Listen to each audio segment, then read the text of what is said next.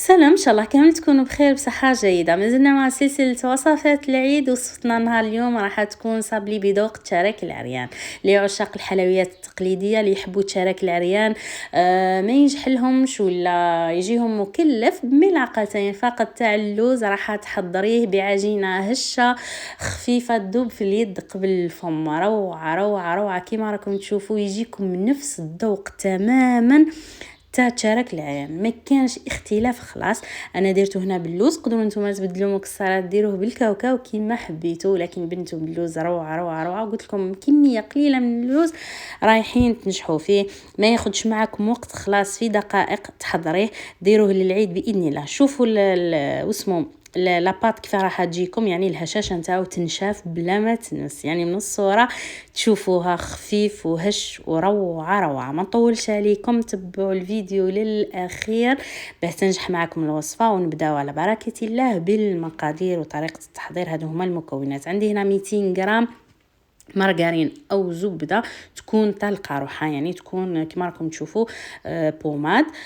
عندي كذلك ربع كاس ماء الزهر، ربع كاس من الزيت، ملعقتين كبار من اللوز محمص ومرحي بقشوره. عندي 3 ملاعق كبار من السكر غلاس، ملعقتين كبار من النشا. عندي مبشور حبه قارص، صفر بيضه نحتفظوا بالبياض، ملعقه كبيره من لافاني، وملعقه صغيره تاع القهوه من الخميره الكيميائيه. المقادير راح نخليهم لكم لتحت مكتوبين في صندوق الوصف، بلا ما ننساو الفرينه باه نلمو لاباط نتاعنا. نبداو على بركه الله. هنا عندي المارغرين نتاعي، دخلتها الميكرووند جوست تلقت روحها وعاودت جبتها، يعني ما تكونش حاكمه روحها. نحط المكونات. قلت لكم المارغرين عندي هنا 3 ملاعق من السكر الناعم، مبشور حبه قارص، يعني هنا القارص راح يعطيه ذوق مع اللوز. نعرفوا اللوز يتماشى بزاف مع القارص، يعطي له ذوق روعه روعه. هنا اللوز رحيت قلت لكم كميه منه حوالي ملعقتين كبار معمرين مليح. شوفوا القوام تاعو رحيته رطب، حمصته ورحيته بقشوره. تقدروا تعوضوه بالكاوكاو، يعني كل وحده واش تحب ومقدورها كيما حبيت. قلت لكم كميه قليله فقط. عندي هنا لافاني، نحط صفار بيضه. هنا صفار البيضه يعطيها هشاشه العجينه ما تيماجينيوهاش، هايله هايله هايله. البياض راح نحتفظ به باه من بعد ندهن يعني الهليلات نتاعي ونرمدهم في اللوز. هادو المكونات كامل نضربهم بالباطور ولا بالفوي كيما حبيتو، ليسونسيال المكونات يدخلوا مليح مع بعضهم. مباشره نضيف ربع كاس زيت، حوالي 3 ملاعق كبار معمرين مليح، ربع كاس ماء الزهر نفس الشيء حوالي 3 ملاعق كبار. نضربهم مليح بالباطور حتى يدخلوا هذوك المكونات مع بعضهم، نتحصل على مزيج كريمي. هذا هو القوام تاعو كيما راكم تشوفوا. مباشره راح نضيف 2 ملاعق كبار من النشا ونلم بالفارينه. هنا قبل ما نحط الفارينه نحط كميه قليله من الخميره الكيميائيه، يعني هنا الخميره تعطيني هشاشه الحلوه نتاعي، وفي نفس الوقت ما حبيتش نحط بزاف باه لا فورم تاع الهيليات تاعي ما يفسدوش في الفرن. نلم بالفارينه حتى نتحصل على عجينه تكون طريه باطراف الاصابع فقط، ما نعجنش. العجينه تاعكم القوام نتاعها يكون طري، يعني ما تكونش يابسه باه ما يشققولكمش الهليلات وانتم تشكلوا فيهم، وما تكونش يعني طريه بزاف تعذبكم ويهبطوا لكم في الفرن. القوام يكون متماسك، هذا هو القوام نتاعها كما راكم تشوفوا. مباشره لاباط نتاعي رايحه نوزنها. انا هنا درت يعني كوريات الوزن نتاعهم 50 غرام. 50 غرام يعني كاني درت الهليلات كيما نوزنوا تشارك العريان به بالحشو. درت الحبه كبيره، جاتني الحبه كيما نقولوا تعمر العين وتشبع. نتوما تقدروا ديروا 50 غرام، ديروا 45 غرام، 40 غرام، حتى ل 35 غرام. واكيد كل ما تنقصوا في الوزن نتاع الحبه كل ما لاباط يعني الكميه تاع العجينه تاعكم تعطيكم حبات اكثر. فهمتوني؟ 35 غرام راح تعطيكم حتى ل 30 حبه شعرك.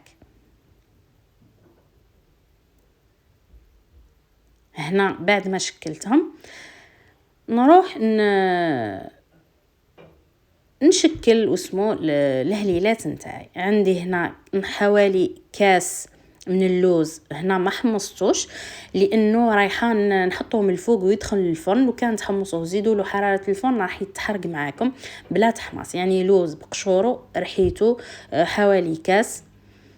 هنا عندي بياض البيض اللي احتفظت به، وعندي هنا لانه الحلوه نتاعنا دهنوها بياض البيض، خفت تلصق معي في الفرن في صينيه الفرن، جيت يعني ورق الطهي حطيته فوق الصينيه باه نضمن بلي الحبات ما يلصقوش معي. نروحوا لطريقه التشكيل. طريقه التشكيل نشكلوه كيما نشكلو التراك ولا التراك العريان هليلات. نحاول نضغط نشكل حربوش ومن بعد نضغط له في الاطراف نرقق، وفي الوسط راح يكون خشين بومبي. بهذه الطريقه طريقه سهله خلاص، مام الحلوه ما تاخدش معكم وقت، صدقوني في دقائق راحين توجدوها، ما تطولش. خلاص سورتو انه ما فيها ني شوكولا ني شوكولا ني والو، مباشره توجد معكم. نحط هكاك ندهن الحبه ونحطها في اللوز بهذه الطريقه. تقدروا تعوضوا اللوز بالكاوكاو، قلت لكم مكسرات اللي تحبون نتوما.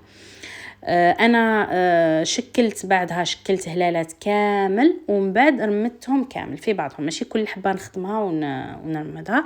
حطيتهم يعني في صينيه الفرن بهذه الطريقه، نحطهم في الفرن على درجه حراره 180 درجه يطيبوا كيما الصابلي عادي، ومن بعد نخفض درجه الحراره كي يحمروا لي من الفوق، نشعلهم الفرن من الفوق ونحمرهم ونتحصل على هذه النتيجه كما راكم تشوفوا. اون تراك العريان وفي نفس الوقت بدون حشو ونفس الذوق.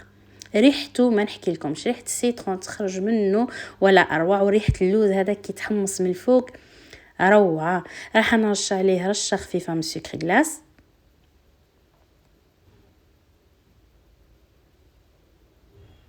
كما راكم تشوفوا، ونتحصل على هاد النتيجه.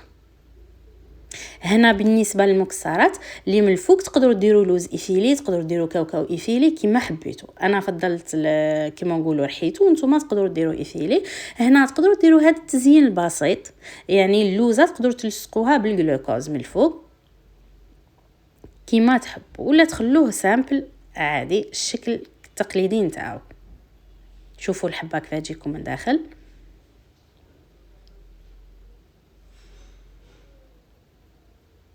هش ويدوب في الفم، ريحته روعه. يعني لي قلت لكم حلوه وصابلي ولا سميوه كما حبيتوا، المهم حلوه ولا اروع. الهشاشه نتاعو كما قلت لكم تنشف بلا ما تتمس. شوفوا هنا النتيجه. نتمنى الوصفه نالت اعجابكم، تطبقوها، تشاركوني تطبيقاتكم، تزينوا بها طاوله صينيه العيد نتاعكم. ونلتقي ان شاء الله في وصفات اخرى. الى الملتقى، سلام.